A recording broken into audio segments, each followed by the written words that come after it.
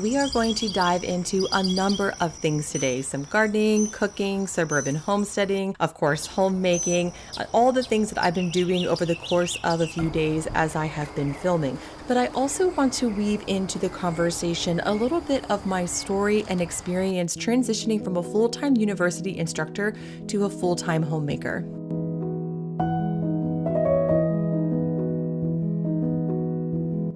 Before I dive too deeply into this, I do want to note that I understand that to be a homemaker, to have a career, stay home, or work outside of the home is a deeply personal choice. And I also understand that sometimes that is not actually a choice, it is a necessity given our life circumstances. But no matter where you find yourself, if you have a home, you are making it. So whether homemaking is your full-time job or it's something you do in the margins of your day when you're not in the office, you have my support.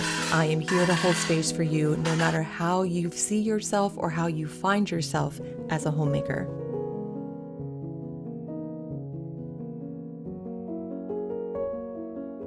I'll talk about why I left my job and moved into homemaking in a minute, but I feel like what we need to talk about first is a little garden update.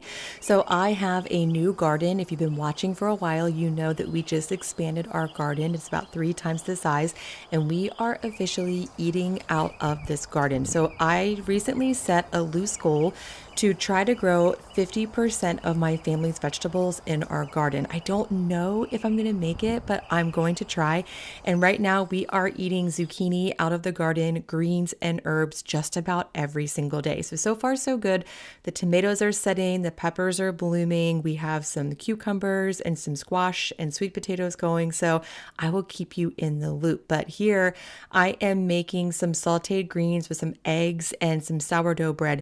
You'll see a number of variations of this meal throughout the course of this video because I am trying to eat as much as I can from our garden, and we have limited food coming out of it right now, so we're just eating a lot of the same things over and over. But also, that's kind of homemaking in a nutshell.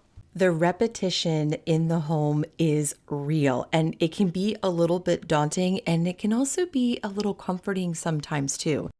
I have a bachelor's degree and a master's degree in English literature, and my career goal for a long time was to get a PhD and become a professor of English. That didn't work out because I graduated college at a really bad time. I graduated in 2008, and then I graduated grad school in 2011, and the economy was a mess, so I actually just decided to stay put because the university I was at offered me a job. And at that time, a job was kind of a rarity, so I just took it. And even though I think most jobs do have a lot of repetition, when I was teaching full-time, there's something new that comes up every single day. And every semester you have new students, and every single class there's new questions, and there's new books, and there's new ways of teaching and new theories coming out. So there was always a lot of intellectual stimulation and newness. So when I transitioned from the university into the home, that repetition was a little bit daunting. And I don't really have any advice for you on how to make cleaning toilets and doing dishes and putting laundry away feel more exciting. But one thing that does help with some of that daunting repetition is to work in repetitive things that you really love.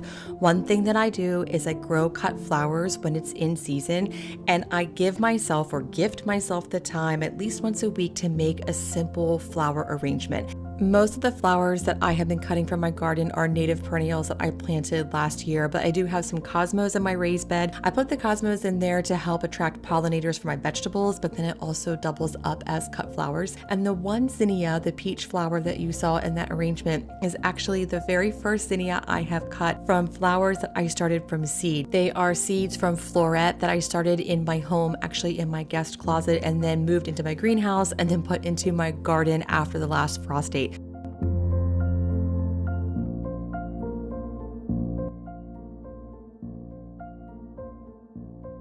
we really need to swap out the ruggable underneath our dining room table. So we actually have two of the exact same ruggables, and that was because the one we ordered came in slightly defective. So they let us keep it and sent us a new one. So when one's dirty, we just wash it and then put the other one down. So we are putting the other identical ruggable underneath the dining room table. Honestly, this sort of task isn't that exciting, but it makes me feel like my house is really clean. But why I left in the first place wasn't really much of a choice. It was really just sort of a thing that happened. So I had been working full time at a university, and I decided around, I guess it was like 6 years into it, that it just wasn't the right fit. I really wasn't happy. I was making a whopping $38,000 a year with an opportunity for a one-time $1,000 raise. It just wasn't a good fit for the amount of work that I was putting into it. And of course, I could do lateral work to make more money, but I was just really burned out. So I transitioned actually into part-time teaching, and I worked full-time as a yoga instructor. But then 2020 happened, and I was pregnant in 2020, and I couldn't keep up with the physical demands of being a yoga teacher while also being pregnant, and the whole world was so weird. So I ended up leaving teaching yoga too. And then by that time, I had this little child, and I didn't want to work in person because of COVID. I felt nervous about it, and the money just wasn't really enough to justify sending my child to daycare. And honestly, I didn't want to send her there anyway. So I don't know if chopping this chard from my garden and kale again would have honestly been my true heart's desire, especially when I was, say, in grad school thinking of becoming a professor, but it is where I landed. And the thing is about my personality is when I'm doing something, I am going to give it my all. So when I made the decision to stay home because I'd already been home for so long, I decided I'm going to give it my best. There's this misconception, I think, sometimes, and I especially experienced this when I was younger. I was born in the 80s and I grew up in the 90s. And I remember there being a lot of tension between professional women and homemakers. This idea that professional women were giving it their best, but homemakers were at home eating bonbons. But I think anyone who spent any time at home knows that that is not true. Here I am making sourdough breadcrumbs. I think I've done this on YouTube before, but this is a little bit different because I'm using leftover bread.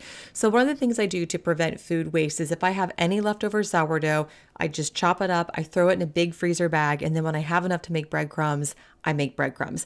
So I'm just pulsing them after they've thawed in a food processor, and then I toast them on a baking stone, and then I blend them just to get them nice and fine.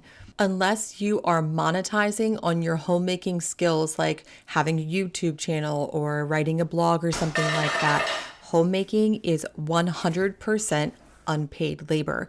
So it's really important, in my opinion, to make the most out of the work I do. I have made the choice as a homemaker to make my family's bread, all of it from scratch, 100%. We have not had store-bought bread in a year, but that also means I'm not wasting the bread that I made because that is my time and my energy putting into that bread. So I want to make sure it is used. So having that sort of resourcefulness is really important, not just for budgeting or the home economy, but also to honor your time and your work and your effort. One of the things I learned the most through my professional life, especially when I moved from teaching English into teaching yoga and I was on an hourly wage, is how valuable an hour of your time really is.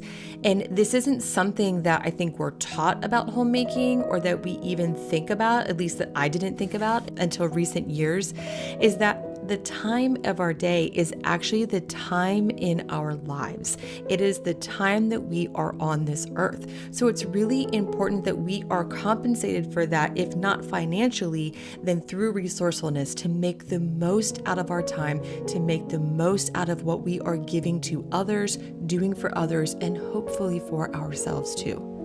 I think for a lot of people, myself included, resourcefulness is a learned skill. So I'm not saying that you have to know what to do and how to do it right every single time, but I am encouraging you to think about your time as valuable and precious and make the most of it. When I say make the most of your time, I want to be very clear that I don't mean you should be doing more or you should be doing better. And that is something I have really had to unlearn as I have transitioned from a professional life into one as a homemaker. Because when I was working in academia, and particularly because it is exploitation at its finest when you are working as a lecturer or adjunct faculty, there's always this push to do more and more and more so you can make more money. And there are always more demands coming down because they want more from you if they're going to pay you more money. But what I've learned over the last number of years as a homemaker, that doing more doesn't always mean you are doing your best. In fact, what has worked well for me is to work on one skill at a time. So over the last year, I have been working on perfecting my bread skills. Now, I've been baking bread for a really long time. My college best friend taught me how to bake bread about 2,000 years ago, because we're old now. But I've been making bread for a long time, but I wasn't really that serious about it. But I got really into perfecting my sourdough over the last year. And now I feel really masterful with sourdough. So I am moving into gardening. The meal that I am making now is with homemade sourdough bread toasted that I burned, by the way, because no matter how many years experience you have cooking, sometimes you just burn the toast. But I also sauteed greens from my garden. I have homemade pesto that I preserved from my garden last year. And then I'm also chopping up some sweet potatoes from last year's garden and some yellow zucchini from this year's garden. Now, zucchini is one of the things I am really working on because I have tried to grow zucchini 1,000 times and I have failed every single time. But this year we are getting about 2 zucchinis out of the garden every single morning, and it's just the beginning of garden season.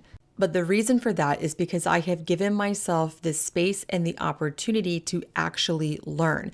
So I always just grabbed whatever zucchini and yellow squash plants I could find at the big box store and planted them in the garden, and then got mad because nothing ever grew.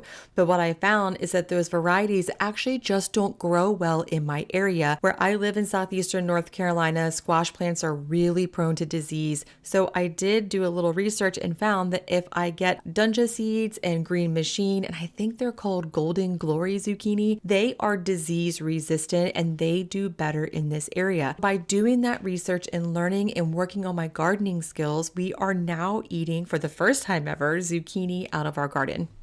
If you want to get better at something, you have to focus on it. You have to give it your attention. And coming from a professional background, of course, I understand that to be true because I went to grad school and I did all the work. I wrote a master's thesis and I gave it my attention, but there's this demand in those moments to really be perfect and to know it all in that moment. But homemaking really offers up a lot of space to let go of all those things and just work on building skills. Of course, you do need to have like a certain set of basic skills, like how to feed your family, how to do just basic necessities. But as you start to work into more nuanced and technical skills, there is a lot of wiggle room to learn and practice and grow. But with that said, and I guess to totally contradict myself, even though you have the wiggle room and the space to learn, no one can really prepare you, and no one definitely prepared me for how hard it is to get anything done at home.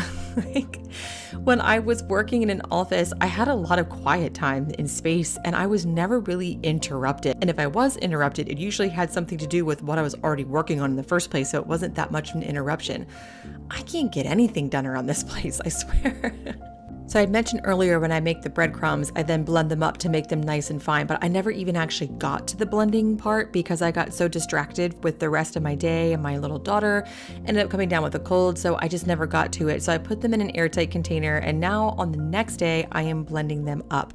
And that is also something that's really important to remember, is to give yourself the grace to not get things done because there are 1,000 interruptions. I only have one kid. I'm the baby of my family by 10 years. I've never babysat, so I just didn't know how many questions a 3-year-old can ask.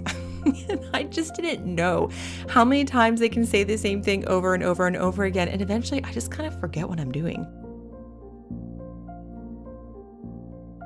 Sometimes I can't help but wonder what my former colleagues think when they see that I have a homemaking and suburban homesteading YouTube channel and blog, and I used to be in graduate classes and teaching college level English courses. And sometimes I wonder if from their eyes it's like this fall from grace, but in my perspective, it was really just the right and natural transition that happened, not just financially, but also for my family.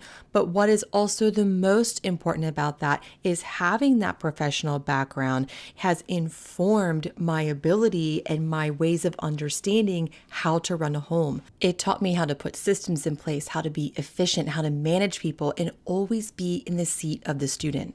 In January of this year, I decided to take homemaking seriously as what I do in my personal profession, but also as a way to give back to others and start a business. So I have started a blog, I have started a YouTube channel, and I was just accepted into the YouTube Partner Program. So thank you very much for watching. And now I am trying to hone my photography skills. So here I am taking pictures of some sourdough cinnamon toast crunch. I actually had that recipe on a YouTube video a few weeks ago. I'll post that in the description box below. So here's a little sneak peek of the pictures that are on that blog. You can get that recipe and you can get a bunch of other recipes and inspiration over on moonandmagnolia.com. So that is a snippet of my story about how I went from working as a full-time university instructor to being a full-time homemaker. Now, I know my story does not speak for everyone's and that our lives and our experiences are very different, but I hope this offered you not just a little bit of insight, but also some inspiration, especially if you are journeying from a professional life into one of homemaking. Thank you so much for stopping by today, and I'll see you again next time.